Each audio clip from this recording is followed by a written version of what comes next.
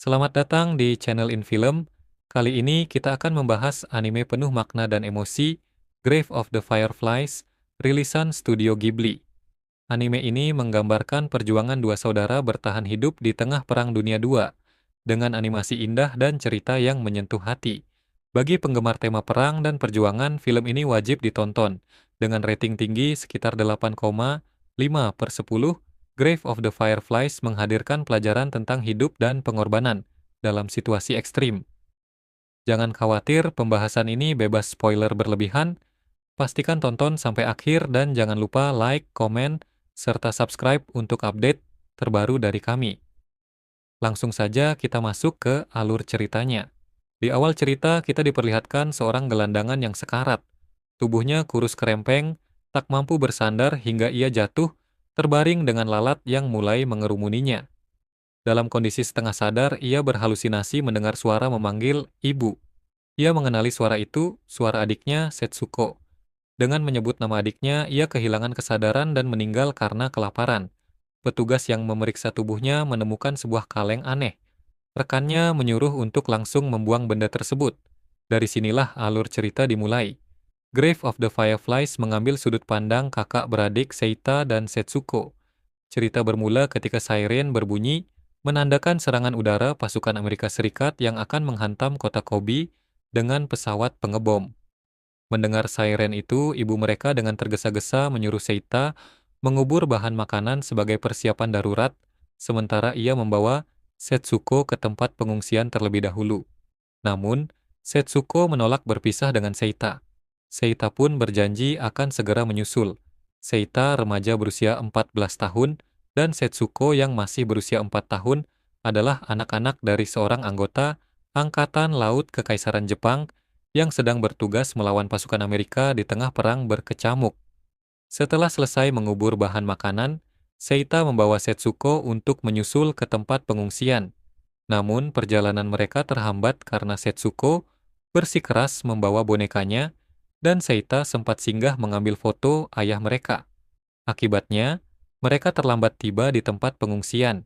Dalam perjalanan menuju tempat pengungsian, Seita dan Setsuko berpapasan dengan kobaran api yang mulai melahap perkampungan mereka. Rumah-rumah hancur terbakar satu persatu. Tak ingin membuat adiknya dalam bahaya lebih lama, Seita segera membawa Setsuko berlari secepat mungkin. Meskipun tempat pengungsian dianggap aman, kenyataannya banyak korban jiwa di sana. Beberapa orang lainnya menderita luka serius akibat serangan udara. Setelah berlari ke sana kemari, Seita dan Setsuko akhirnya tiba di lokasi pengungsian, yang berlokasi di gedung sekolah. Setsuko mengeluh matanya terasa gatal sehingga Seita membawanya ke pos kesehatan. Di pos itu banyak pemeriksaan dilakukan terhadap para pengungsi, dan luka-luka mereka segera diobati. Ketika Setsuko menjalani pemeriksaan kesehatan, seorang tetangga memberitahu Seita bahwa ibunya terkena serangan api saat bom menghantam kota. Mendengar kabar itu, Seita segera bergegas mencari ibunya di tempat penanganan korban. Sementara Setsuko dijaga tetangganya, Seita menemui ibunya di ruang pengungsian. Sesampainya di sana, ia dibawa ke ruangan berbeda dan melihat ibunya terbaring dengan tubuh penuh perban akibat luka bakar parah. Seluruh wajah hingga bagian perutnya tertutupi oleh perban. Seorang perawat menyarankan agar ibunya dibawa ke rumah sakit untuk perawatan lebih baik. Namun karena riwayat penyakit jantung, ibunya tidak mampu bertahan dan meninggal dunia beberapa saat kemudian. Pemakaman ibunya pun dilakukan dalam suasana duka. Seita melihat Setsuko bermain gembira dengan tetangga mereka. Agar adiknya tidak merasa sedih atas kepergian ibu mereka, Seita memilih tidak memberitahukan kenyataan pahit itu. Ia meyakinkan Setsuko bahwa ibu mereka akan segera sembuh, meskipun kenyataannya sang ibu telah tiada. Mengingat ada kerabat dekat di kota sebelah, Seita memutuskan membawa Setsuko ke sana. Setelah mempersiapkan segala sesuatunya, mereka memulai perjalanan menggunakan kendaraan yang masih tersedia. Setelah beberapa hari perjalanan, akhirnya mereka tiba di rumah bibi mereka. Sang bibi menerima keduanya dengan hangat dan mengizinkan mereka tinggal di sana. Namun Setsuko yang belum mengetahui kebenaran terus bertanya dengan polos, "Ibu di mana?" お母ちゃんもう指輪せえへんのかな節子にくれはったんやろうか。Hari-hari berlalu. Karena tidak ada tanda-tanda serangan baru, Seita memutuskan pergi ke rumah lama mereka untuk mengambil bahan makanan yang pernah disembunyikannya. Meski rumah tersebut telah hancur lebur, bahan makanan yang disimpan masih utuh dan layak dikonsumsi. Melihat makanan yang begitu berharga di tengah era peperangan, membuat Seita sangat bersyukur. Penduduk kota hidup dalam kewaspadaan tinggi karena serangan udara bisa datang kapan saja tanpa mengenal waktu atau tempat. Namun, di tengah ancaman itu, Seita dan Setsuko tetap berusaha menikmati hidup. Setiap malam mereka memandang indahnya kunang-kunang yang berkilauan di sekitar mereka. Bibinya kerap menyarankan agar Seita segera menghubungi ayahnya yang bekerja sebagai tentara angkatan laut. Meski Seita telah mengirim surat 10 hari lalu, hingga kini belum ada balasan. Awalnya, kehidupan mereka bersama Bibi berjalan baik. Demi bertahan hidup, Seita bahkan menjual kimono milik ibunya, baju tradisional Jepang yang kemudian ditukarkan dengan beras. Namun saat Seita kehabisan barang berharga untuk dijual dan tidak memiliki pekerjaan, persediaan bahan makanan mereka mulai menipis. Bibinya semakin sering menyuruh Seita mencari pekerjaan dan mulai lelah karena mereka hanya menumpang. Namun Seita yang keras kepala dan memiliki harga diri tinggi menolak saran tersebut. Situasi semakin memburuk ketika bibinya berkata bahwa jika Seita tidak menyumbangkan beras atau berkontribusi, ia tidak akan memberikan makanan kepada mereka lagi. Tindakan bibinya yang tegas itu tidak sepenuhnya salah. Mengingat kondisi perang yang membuat bahan makanan sangat langka, bibinya merasa perlu mengutamakan kebutuhan keluarganya sendiri. Namun, bukannya tersadar dan mencari pekerjaan, Seita justru semakin keras kepala. Ia memutuskan memasak makanannya sendiri, menggunakan sisa uang tabungan yang masih dimilikinya. Suatu hari mereka kehujanan dan terpaksa mengambil payung rusak dari sebuah toko untuk melanjutkan perjalanan pulang. Dengan sisa uang yang dimilikinya, Seita membeli peralatan memasak dan bahan makanan seperti beras untuk mencukupi kebutuhan mereka berdua. Setsuko yang sering menangis setiap malam karena merindukan ibunya, membuat suami dan anak bibi mereka merasa terganggu. Bibinya dengan cepat meminta Seita menenangkan adiknya. Namun meski sudah ditenangkan, tangis Setsuko tetap tidak berhenti. Seita akhirnya memutuskan membawa Setsuko keluar rumah untuk berjalan-jalan sambil menikmati pemandangan kunang-kunang. Perlahan, tangis Setsuko mulai reda dan ia kembali tenang. Namun, saat itu juga terdengar suara siren yang menandakan serangan udara oleh pasukan militer Amerika kembali terjadi. Mendengar siren tersebut, Seita segera membawa Setsuko ke tempat perlindungan di bawah terowongan. Setelah merasa tidak tahan dengan omelan bibinya, yang terus terjadi setiap hari, Seita akhirnya memutuskan untuk pergi dari rumah tersebut. Ia memilih tinggal di terowongan yang sebelumnya digunakan sebagai tempat perlindungan. Setsuko yang masih berusia sekitar 4 tahun menerima keputusan kakaknya dengan polos bahkan tampak senang. Sebelum pergi, Seita dan Setsuko berpamitan kepada bibinya sambil mengucapkan terima kasih atas izin tinggal selama ini. Kepergian mereka membawa kelegaan bagi sang bibi yang merasa bebannya berkurang. Seita dan Setsuko kemudian memulai hidup baru di terowongan tersebut, berharap bisa bertahan di tengah masa-masa sulit. Mereka mulai mencari bahan-bahan untuk menghias tempat tinggal sederhana itu. Seita mengumpulkan kayu untuk membuat meja, jerami sebagai alas tidur, serta berbagai bahan lain untuk membangun tempat tinggal yang layak. Mereka juga mencari makanan di hutan seperti sayuran liar, kerang dari danau, jamur, serta hewan kecil serupa kodok. Saat malam tiba, Setsuko yang takut akan gelap mulai gelisah. Untuk menenangkannya, Seita menangkap kunang-kunang sebagai alat penerangan. Sambil menunggu Setsuko tertidur, Seita bercerita bahwa dulu ia pernah berlatih di angkatan laut seperti ayah mereka. Keesokan paginya, Setsuko menemukan kunang-kunang yang ditangkap Seita telah mati. Dengan polosnya, ia mengubur kunang-kunang itu berharap mereka mendapat perlakuan seperti almarhum ibunya.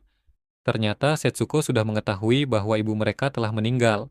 Bibinya memberitahunya beberapa minggu sebelumnya, meski Setsuko tidak pernah menyampaikan hal itu pada Seita. Mendengar pengakuan Setsuko, mereka berdua menangis meluapkan kesedihan yang selama ini tertahan.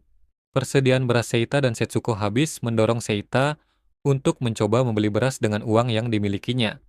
Namun, para petani tidak lagi menerima uang dan hanya menggunakan sistem barter. Panen yang buruk akibat perang membuat persediaan beras semakin terbatas. Salah satu petani menyarankan agar Seita meminta maaf dan kembali ke rumah bibinya, daripada terus bersikap keras kepala. Namun, Seita yang menjunjung harga diri menolak saran tersebut. Ia bertekad mencari solusi lain, meski itu berarti membiarkan Setsuko menahan lapar untuk sementara waktu. Seita sadar bahwa ia harus segera menemukan cara agar mereka dapat bertahan hidup di tengah masa-masa sulit. Dalam perjalanan pulang, Seita mendengar suara siren yang menandakan serangan udara akan kembali terjadi. Dengan sigap, ia membawa Setsuko mengungsi ke tempat aman. Sambil menunggu serangan selesai, Seita mencuri beberapa buah tomat untuk dimakan bersama Setsuko yang belum makan sama sekali. Karena persediaan makanan benar-benar habis, Seita mengambil keputusan drastis untuk menjarah makanan dari rumah warga saat terjadi serangan udara.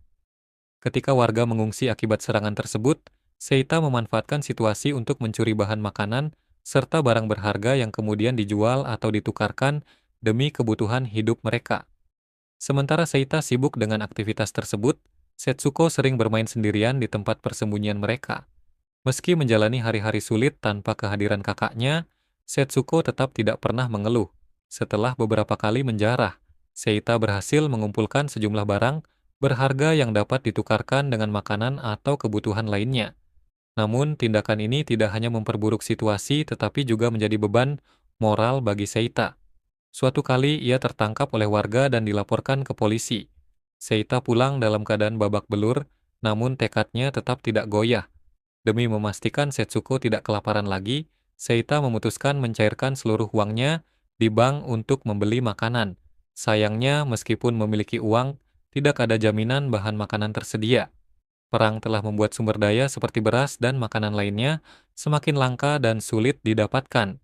Sesampainya di bank setelah menarik uang, Seita mendengar kabar bahwa Jepang telah menyerah tanpa syarat kepada Amerika Serikat.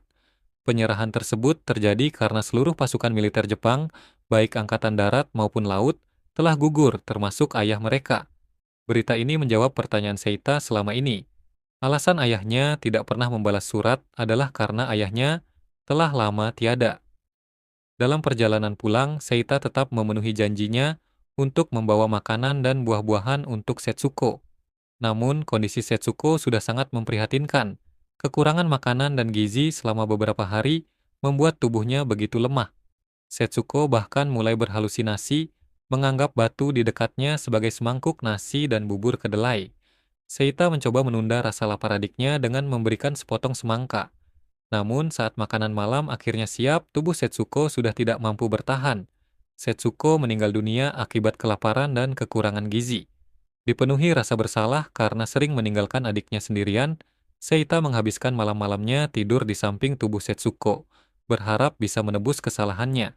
Meski perang telah usai, kehilangan adiknya menjadi luka yang tidak akan pernah sembuh bagi Seita.